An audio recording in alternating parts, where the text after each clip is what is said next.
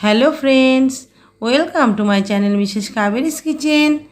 আজকে আবারও খুবই সাধারণ একটা রেসিপি নিয়ে হাজির হয়েছি। আপনারা দেখে বুঝতেই পারছেন যে এখানে কি রেসিপি করেছি। এখানে সজনে ডাঁটা, করলা এবং আলু দিয়ে একটা তেতো চচ্চড়ি খুবই অল্প সময়ে এবং খুব অল্প উপকরণে কিন্তু হয়ে যায়। এখানে প্রথমে দেখুন নিয়েছি আমি কিছুটা সজনে ডাঁটা কেটে নিয়েছি কয়েকটা করলা, সেটাকেও আমি ভালোভাবে 4 পিস করে লম্বা করে কেটেছি এবং নিয়েছি একটা মাঝারি সাইজের আলু, সেটাকেও আমি লম্বা করে কেটে নিয়েছি। প্রথমে আমি এখানে কড়াই তেল দিয়ে দিলাম। এবারে তেল গরম হয়ে গেলে পরে প্রথমে আমি যে করলাগুলোকে কেটে রেখেছিলাম, সেই করলা বা উচ্ছে আপনারা যেটাই বলবেন সেটাকে আমি দিয়ে দিলাম তেলের মধ্যে। এবারে প্রথমে দিয়ে দিলাম সামান্য পরিমাণে একটু লবণ। এখন আমি করলাগুলোকে ভালোভাবে একটু ভেজে নেব। করলা একটু ভালোভাবে ভেজে নিলে পরে দেখবেন খেতে কিন্তু ভালো লাগে। এটা একটা তেতো চচ্চড়ি, খেতে কিন্তু ভীষণই সুন্দর লাগে। তো এইভাবে করলাগুলোকে একটু ভালো করে আমি ভেজে নিচ্ছি। উল্টে পাল্টে করলাগুলোকে হালকা করে একটু ভেজে নেবার পরে এখন আমি প্লেটের মধ্যে তুলে নিলাম। এবারে ওই একই তেলের মধ্যে আমি দিয়ে দিলাম 5 ফোড়ন। 5 ফোড়নটা ভালোভাবে পুড়ে যাবার পরে আমি এখানে সজনে ডাঁটা এবং আলুগুলোকে একসাথে দিয়ে দিলাম। আমি এই আলু এবং সজনে ডাঁটাগুলোকে একটু ভাপিয়ে রেখেছিলাম, একটু ভাপিয়ে দিলে কিন্তু খেতে ভালো হয়। এবারে ভালোভাবে সজনে ডাঁটা এবং আলুগুলো দিয়ে একটু সুন্দরভাবে একটু ভাজা ভাজা করে নেব। দিয়ে দিলাম স্বাদ অনুযায়ী লবণ, দিয়ে দিলাম পরিমাণ মতো হলুদ গুঁড়ো। আবারও আমি কিছুক্ষণ লবণ এবং হলুদ গুঁড়ো দিয়ে কিন্তু ভালোভাবে নাড়াচাড়া করব।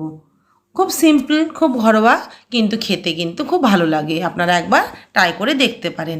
দিয়ে দিলাম সামান্য পরিমাণে একটু চিনি বা হাফ টিস্পুন চিনি। ভালোভাবে নাড়াচাড়া করে সামান্য একটু জল দিয়ে আমি ঢাকা দিয়ে দিলাম। এবারে ঢাকনা দিয়ে আমি রেখে দিলাম 2 থেকে 3 মিনিট। 3 মিনিট পরে আমি ঢাকনা তুলে আবারও এবার কিছুক্ষণ আমি একটু নাড়াচাড়া করে ভেজে নেব। খুব অল্প সময়ে এই রেসিপিটা কিন্তু করে নেওয়া যায়। খুব কম উপকরণ এবং খুব কম সময় এবং খুব কম ঝামেলাতেই এই রেসিপি তৈরি হয়ে যায়। এবারে দিয়ে দিলাম ভেজে রাখা উচ্ছে বা করলাগুলোকে। ভালোভাবে এখন সব উপকরণগুলোকে একসাথে আরও কিছুক্ষণ একটু ভেজে নেব। তো বন্ধুরা, এইভাবে আপনারা একবার রান্না করুন, আশা করি আপনাদেরও ভীষণ ভালো লাগবে।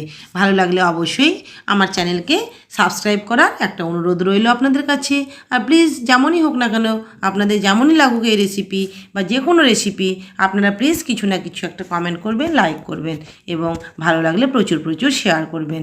দেখুন সব কিন্তু আলু, সজনে ডাঁটা, করলা সব কিন্তু সুন্দরভাবে সেদ্ধ হয়ে গেছে আর এবং ভালো করে কিন্তু বেশ সুন্দরভাবে ভাজাও হয়ে গেছে। এবারে আমি এখানে রেখেছি 1 টেবিল চামচ সর্ষে বাটা। এবারে এই সর্ষে বাটাটা আমি এর মধ্যে দিয়ে দেব। সামান্য একটু জল দিয়ে আমি সর্ষে বাটাটাকে একটু গুলিয়ে নিচ্ছি, তারপরে আমি এটা দিয়ে দেব কড়াইয়ের মধ্যে। এখানে চাইলে আপনারা কিন্তু পোস্ত বাটাও দিতে পারেন। এবারে সর্ষে বাটা দিয়ে আমি এখন আর একটু নাড়াচাড়া করে কিছুক্ষণ আমি এবারে ঢাকা দিয়ে দেব 1 মিনিটের জন্য। 1 মিনিটের জন্য আমি ঢাকা দিয়ে দিলাম। গ্যাসের ফ্লেমটাকে একদম লো টু মিডিয়ামে রাখলাম। 1 মিনিট হয়ে যাবার পরে আমি ঢাকনাটাকে তুলে নিলাম।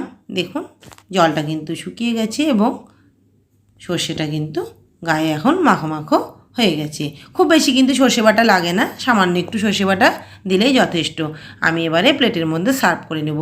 বন্ধুরা দেখুন খেতে কিন্তু ভীষণই ভালো লাগে, আপনারা অবশ্যই করবেন।